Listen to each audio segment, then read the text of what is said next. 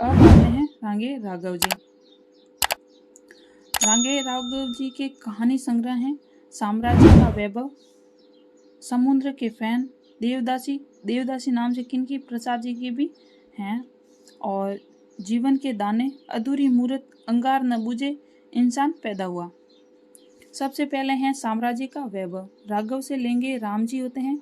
तो राघव के पास क्या था? साम्राज्य का वैभव था, यानी राम जी के पास साम्राज्य का वैभव था। राघव के पास क्या था? साम्राज्य का वैभव। समुद्र के फैन, फैन मतलब होता है जाग। तो राघव ने क्या किया था? समुद्र के फैन को भी, जाग को भी बंद कर दिया था, कम कर दिया था, और उन्होंने सेतुबंध बनाया था। समुद्र के फैन को कौन कम करेगा? राघव कम करेंगे। देवदासी, राघव ने क्या किया था? देवदासी को भी माफ कर दिया था। वो केकई के साथ रहने वाले, उसको भी, देवदासी को भी क्या किया? राघव ने माफ कर दिया। जीवन के दाने, जब राघव को 14 साल का वनवास मिला तब वो जीवन के दाने दाने के लिए तरस गए थे। अधूरी मूरत, जब राघव ने अश्वमेघ यज्ञ किया और सीता जी वहाँ नहीं थी, उन्होंने सीता जी का परित्याग कर दिया था, तब वे अधूरे थे, इसलिए उन्होंने मूर्त बनाई। किसकी? सीता जी की मूर्त बनाई। उससे याद हो गया हमें अधूरी मूर्त। अंगार न बुझे, राघव ने क्या किया था कि उन्होंने सीता जी को अंगारों पर चलने के लिए कहा था, अग्नि में चलने के लिए कहा था, अंगारों पर चलने के लिए कहा, लेकिन वो नहीं बुझे और सीता जी अंगारों के अंदर से निकलकर बाहर आ गई। इंसान पैदा हुआ, एक है इनका, इंसान पैदा हुआ। राघव कहते हैं कि क्या हुआ है, अभी मैं भी इंसान हूँ, यानी इंसान ही पैदा हुआ हूँ, भगवान नहीं हूँ। कौन कहता है? राघव कहता है कि मैं इंसान ही हूँ, या फिर इंसान पैदा हुआ है और कुछ नहीं, भगवान नहीं हूँ। आगे इनकी रांगे राघव जी की कहानियां हैं। अभिमान, जो कि इनकी प्रथम कहानी मानी जाती है। रांगे राघव, अभिमान, यानी राघव कभी अभिमान नहीं करते। राम जी भगवान यानी कभी अभिमान नहीं करते। इनकी प्रथम कहानी है गदल है उत्कृष्ट क्षत्रिय प्रेम कहानी। गदल को हम गदर से जोड़कर देख सकते हैं। गदल किसकी है? राघव की है। तो जिस प्रकार से गदर में दिखाया जाता है कि वो हीरो हीरोइन को लेने के लिए पाकिस्तान चला जाता है, उसी प्रकार राम जी ने भी गदल में क्या किया है? समझ लीजिए कि सीता को लाने के लिए लंका चले गए, इसीलिए राघव किसका है? गदल। पंच परमेश्वर, जो कि यथार्थवादी कहानी है, ये पंच परमेश्वर नाम से प्रेमचंद की भी कहानी है। तो पंच परमेश्वर, राघव को सीता जी क्या मानती हैं? पंच परमेश्वर मानती हैं, इसलिए वो जो कहते हैं वो करती हैं। मृग तृष्णा, मृग का अर्थ है समझ लीजिए हिरण, और तृष्णा यानी उत्कृष्ट ईसा। किसको ही? राघव जी की पत्नी यानी सीता जी को मृग की तृष्णा यानी उत्कृष्ट ईसा हुई कि वो मृग को लेकर आए, सोने के हिरण को लेकर आए। कुत्ते की दुम शैतान, राम जी ने कहा कि सीता को तो रावण ले गया, उसे बार बार समझाने से कुछ नहीं होता है। वो क्या है? कुत्ते की दुम है, जो शैतान के शैतान बने रहेंगे। राघव जो हैं अपने पराक्रम से गूंगे को भी बोलने जैसा बना देते हैं। और डगर, डगर का मतलब होता है, ये है डंगर, डगर का मतलब होता है रास्ता। एक हमने पढ़ा था डांगरी वाले, जो कि शेखर जोशी की है, डांगरी वाले, जो हमने शेख से रिलेटेड करके पढ़ा था। डगर यानी राघव, हमें राघव क्या करते हैं? हमें अच्छा रास्ता दिखाते हैं, अच्छी डगर दिखाते हैं। कौन? राघव। कठपुतली, राघव कहते हैं कि हमें कठपुतली नहीं बनना है, बल्कि अपने स्वाभिमान की रक्षा करनी है, कठपुतली नहीं बनना है। कौन कहता है? राघव कहता है। और नारी की लाज, राघव हमेशा समझाते हैं कि नारी की लाज रखो।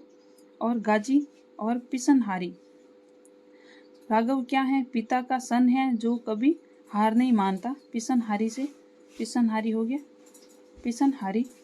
तो राघव क्या है? अपने पिता का सन है, इसलिए कभी हार नहीं मानता।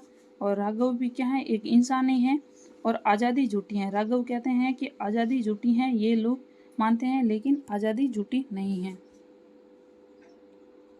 अब है राय कृष्ण दास, इनका है अंतपुर का आरंभ, रमणी का रहस्य, आकर्षण का अर्थ और अनाख्या।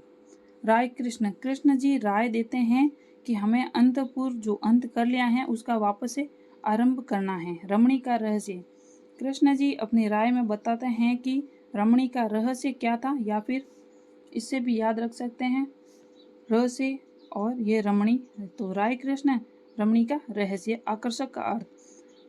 कृष्ण जी ही आकर्षण का अर्थ बताते हैं। कौन जी? राय कृष्ण जी अपनी राय में क्या बताएं? कृष्णा जी अपने राय में बताते हैं कि आकर्षण का अर्थ क्या है, क्योंकि कृष्ण की तरफ सभी गोपियां खींची चली जाती हैं।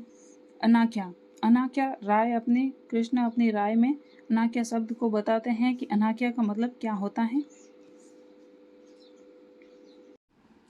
अभिनंदन मित्रों, अब हम कहानी का अगला भाग देखते हैं।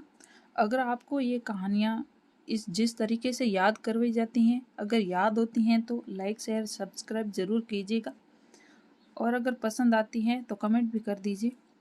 सबसे पहले कहानी है कुंवर नारायण जी की, और इनकी कहानी का नाम है आकारों के आसपास। कहानी का नाम क्या है? आकारों के आसपास। कुंवर नारायण। याद कैसे रखें अब इसको? कुंवर यानी हम समझते हैं कि दामाद। दामाद कैसा होना चाहिए? हमारे आकारों के आसपास, यानी उसका वजन ठीक होना चाहिए, आकार अच्छा होना चाहिए। इसलिए कुंवर नारायण का क्या है? आकारों के आसपास, यानी कि दामाद कैसा होना चाहिए? हमारे आकारों के आसपास होना चाहिए। अब आगे हैं उदय प्रकाश जी की कहानियाँ, जिसमें है सबसे पहले है दरियाई घोड़ा, 1990 में आया था। डिबिया है 30 भी 1990 में, और पीली छतरी वाली लड़की जो है 2001 में आई। टैपचू और पाल गोमरा का स्कूटर 1997, दद्दू तिवारी और अंत में प्रार्थना 1994 में, मोहनदास 1906 में, और वॉरेन हेस्टिंग का सांड, जो कि प्रथम उत्तर आधुनिक कहानी है। प्रथम उत्तर आधुनिक कहानी कौन सी है? वॉरेन हेस्टिंग का सांड, और है दत्तात्रेय का दुख, जो कि 2002 में आई। अब इसको याद कैसे करेंगे? यही चैलेंज है। इसको याद करते हैं। सबसे पहले उदय प्रकाश जी, इनका है दरियाई घोड़ा। उदय का नाम तो सुना होगा, वेलकम में है ना, उदय और मजनू। तो मजनू कहता है उदय से, और प्रकाश से लेंगे हम का शब्द।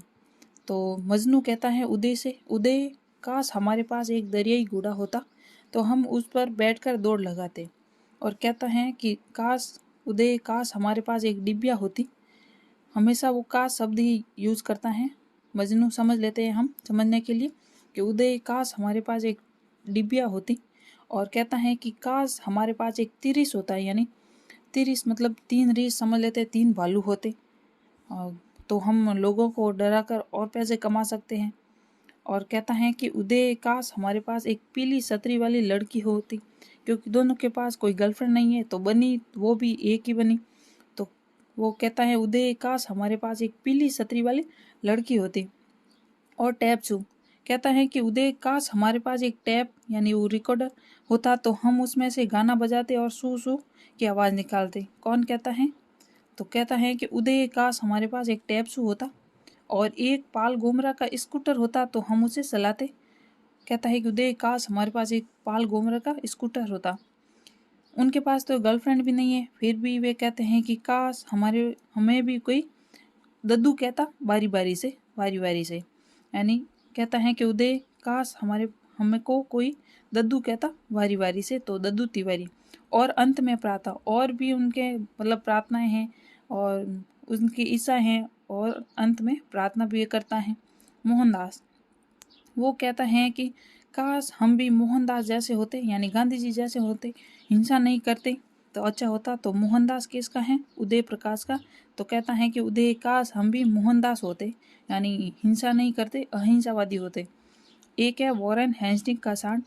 किसको पसंद आया? उदय को पसंद आया। तो कहते हैं कि उदय, काश हमारे पास एक वॉरेन हेस्टिंग का क्या होता? सांड होता, और स्कूटर होता, पाल गोमरा का स्कूटर होता, टैप्सू होता, तिरिस वाली लड़की होती, एक दरियाई घोड़ा होता। ये सब कौन कहता है? मजनू कहता है उदय से कि काश हमारे पास ये सब होता। और एक है दत्तात्रेय का दुख। अगर गर्लफ्रेंड होती और कोई दादू भी कहता तो हमारे जो ये दुख हैं वो नहीं होता, दत्तात्रेय का दुख कभी नहीं होता। मुझे लगता है कि ये फनी वे में याद हुआ होगा।